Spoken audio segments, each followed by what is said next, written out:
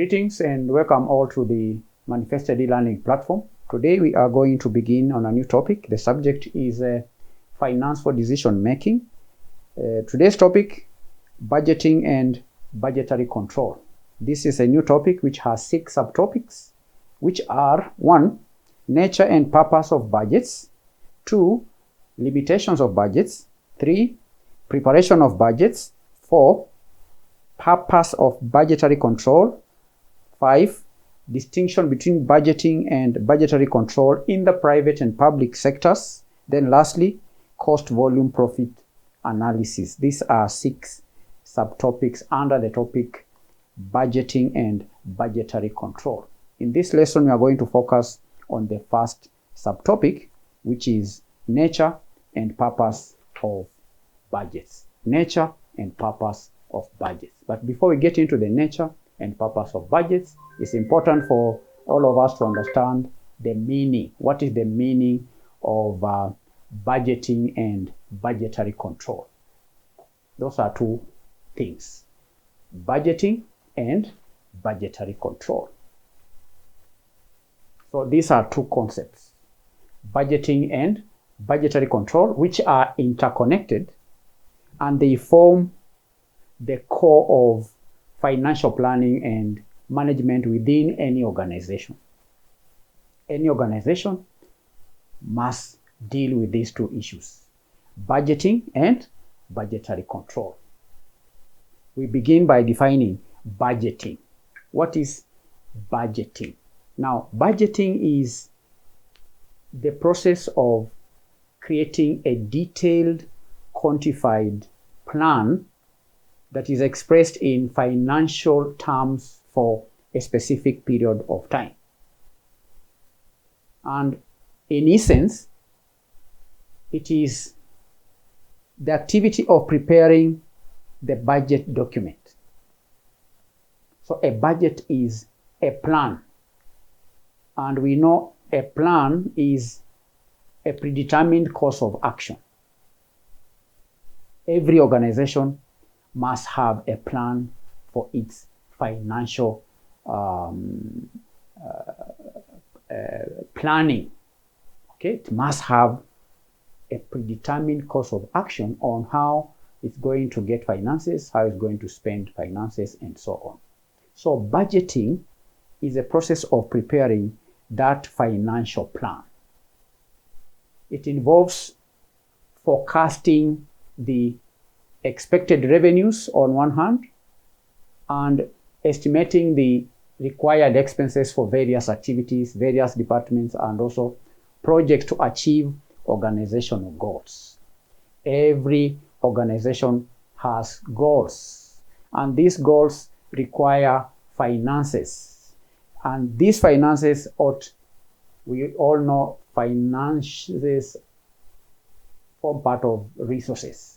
And generally, resources are scarce. So it's important to have a plan on where the revenues will be acquired, from where they'll be acquired, and how they are going to be spent. In other words, budgeting is a roadmap or a blueprint for future projects to achieve organizational goals. It is a blueprint. Okay, a budget is a blueprint for future action, which translates strategic objectives into measurable financial targets. So the output of this process, the output of this financial planning is what we are referring to a budget. A budget is the output, which is the final quantitative statement of the plan. So that's the meaning of budgeting. Now, budgetary control, on the other hand, is a system of management control. So, budgeting, we see there is the word control there. Budgetary control. Budgetary control is a system of management control where budgets are used as a means of planning and, more importantly, regulating and coordinating all aspects of the business. So budgetary control is a continuous process of ensuring the organization's activities align with the financial plan. They align with the budget. And it is, just as I've said, a continuous or an ongoing monitoring and adjustment process that happens after the budget is created. So creating the budget is one thing, but there has to be that continuous process where the organization is kept on track, where the organization does not veer off from the budget, does not veer off from the plan. You understand? And the budgetary control involves the continuous comparison of the actual performance with the budgeted figures. For example, we may have a sales budget or a purchasing budget or cash budget, a plan. Okay, cash budget, which the organization intends to adhere to or to maintain during a given financial period. So this budget, there has to be a continuous process where the actual performance, the actual expenses are compared with the plan so that there are no variances.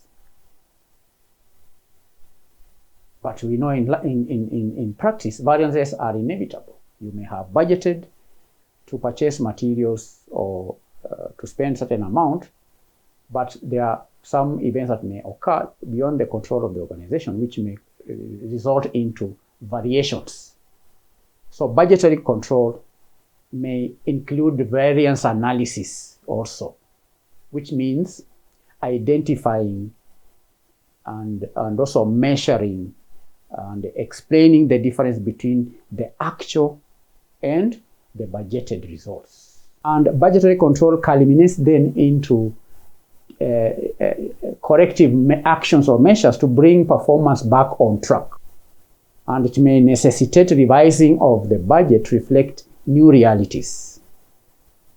So budgetary control, we can then say, establishes what we call accountability by assigning responsibility for meeting the financial targets to specific managers or departments, or what we call responsibility accounting.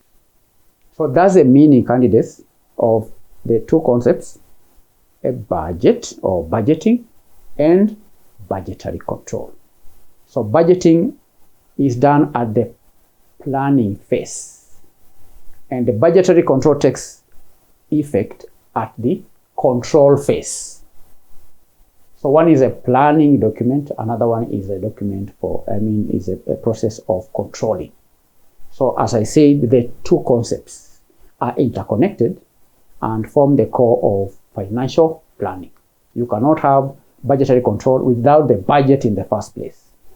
And having a budget without budgetary control, then the objectives of budgeting may not be met. The organization may not meet its financial. So that's the meaning. Let's now get to the first topic, which is a subtopic, which is the nature and purpose of budgets. Nature and purpose of budgets. And purpose of budgets. Let's begin with the nature. Nature. What is the nature of budgets? We've just defined what a budget is. We've said essentially it is a detailed financial plan that estimates income and expenditure for a given specific period of time. It could be a week, it could be a month, the time could be a year, it could be 2 months, depends. It is a detailed financial plan that outlines the estimated income and expenditures for a given period of time, often 1 year, which may also be broken down into shorter periods like monthly, quarterly, and so on. So in defining the nature of budgets, the first point that helps us understand the nature of budgets is that budgets are forward-looking. Budgets are forward-looking. Budgets are based on, that is to mean that budgets are based on projections. Projections. Budgets are based on projections. Budgets are based on projections and estimates for future periods, which makes them a tool for planning rather than just recording historical data. It is forward-looking. A budget is a forward-looking document. That is one point to help us understand the nature of budgets. Forward-looking. It is based on projections. What will be spent, what will be incurred, or what will be raised in future. Forward, future. Budgets are futuristic. Point number 2 is systematic, or let me say quantitative. Let me begin with quantitative. Quantitative as opposed to qualitative. Budgets express plans in measurable rather than just numerical terms. They express plans in measurable numerical terms, typically in terms of money. But they also may include non-financial metrics like units of production, hours, and so on. But they all are quantitative. A budget has to be quantified in terms of money. It may be quantified in terms of units, what the organization plans to produce in future. That is quantitative. So it could be in the form of money, which is quantitative. It could be in the form of units, hours, and so on. 3, systematic framework. What do I mean by systematic framework? Now, the process of creating budgets provides a structured approach for allocating resources towards achieving specific objectives. Provide a structured approach. There is a systematic approach, a structured approach. Budgets, for you to come up with a budget, you need to have a systematic approach, a structured approach. If you are talking about cash budget, there is a structured approach, it's a structured framework for preparation of the cash budget. If it is a sales budget, then there is a structured framework which must be adhered to when preparing such a budget. Thematic or structured approach. Number 4, budgets are dynamic. Dynamic. They are not static. They are dynamic. Because while budget provides a plan, a budget, while it provides a plan, the plan should be flexible enough to be reviewed and adjusted to account for unexpected events or unexpected changes in the business environment. You understand? Earlier I talked about controlling. Budgets are dynamic because a company may have, for instance, projected to produce 10,000 units within a given year.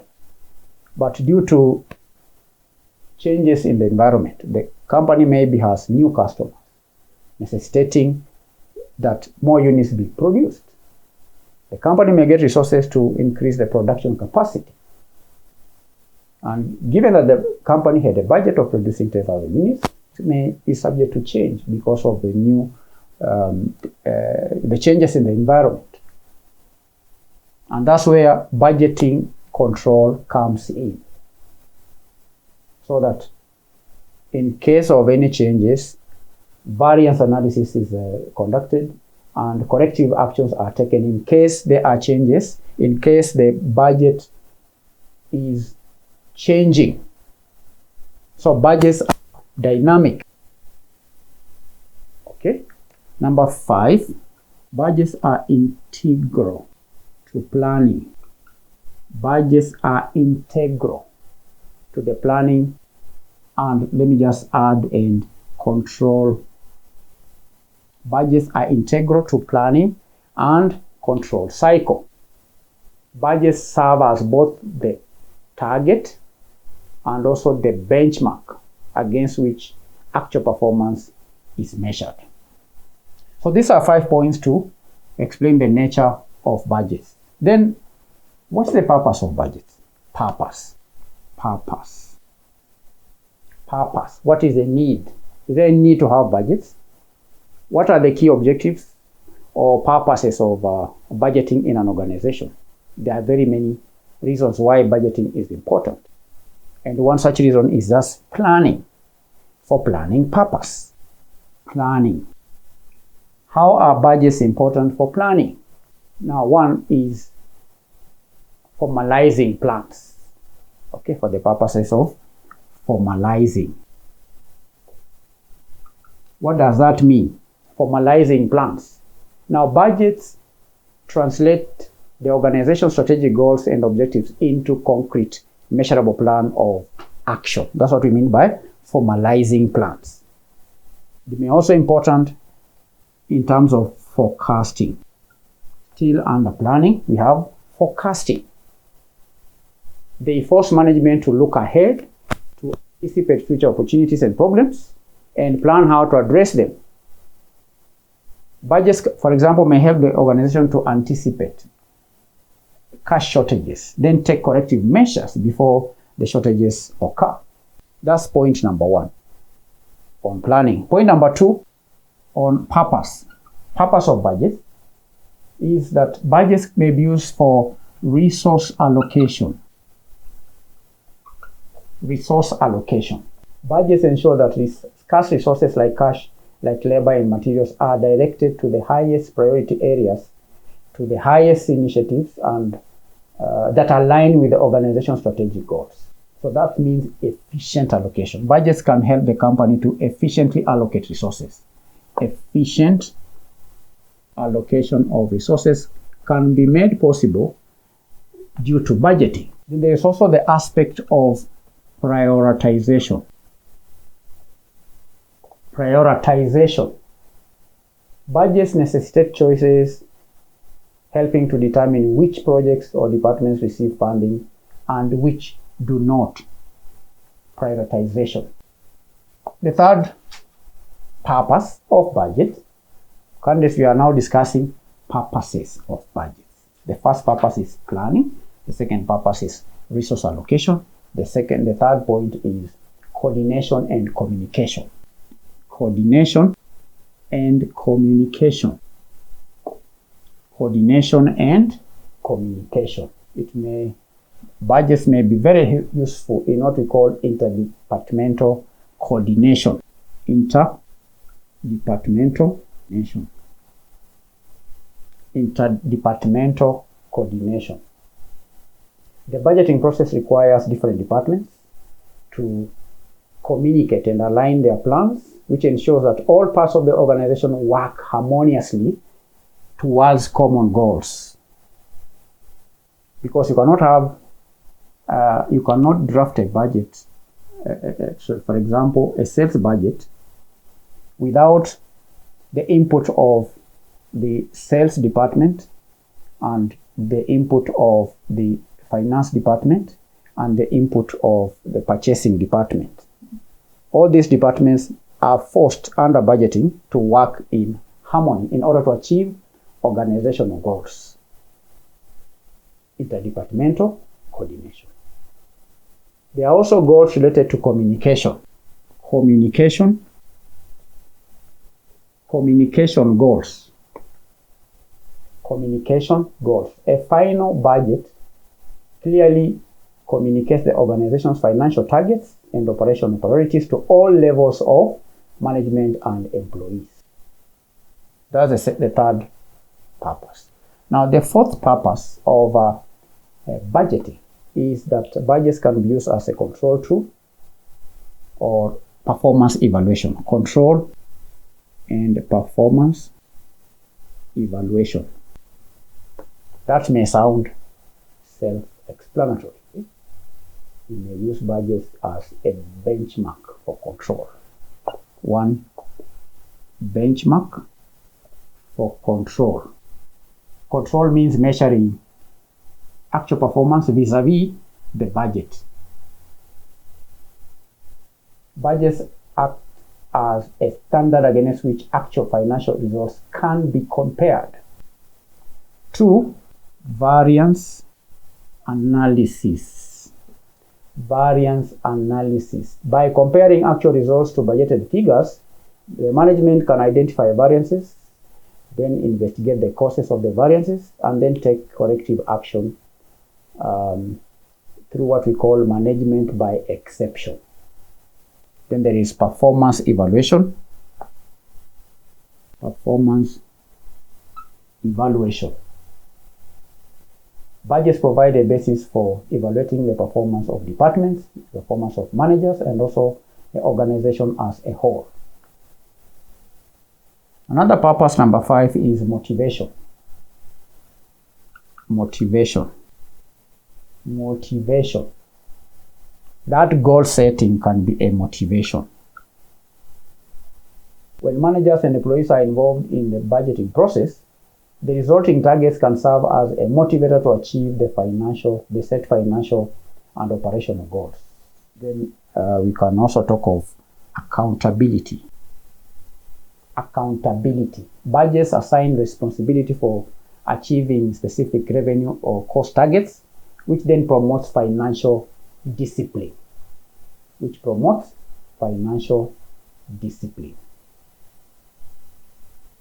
6, we have decision. Another purpose is related to decision making. Now, the data and projections within a budget provide a clear financial framework to support informed decisions regarding investment, regarding pricing, regarding expansion, and also regarding cost-cutting measures. So these are 6 reasons why budgets are important. And that marks the end of our today's lesson on the nature and purpose of budgets. We've outlined 5 points to explain the nature of budgets. Number 1, we've said budgets are forward-looking. Number 2, they are quantitative.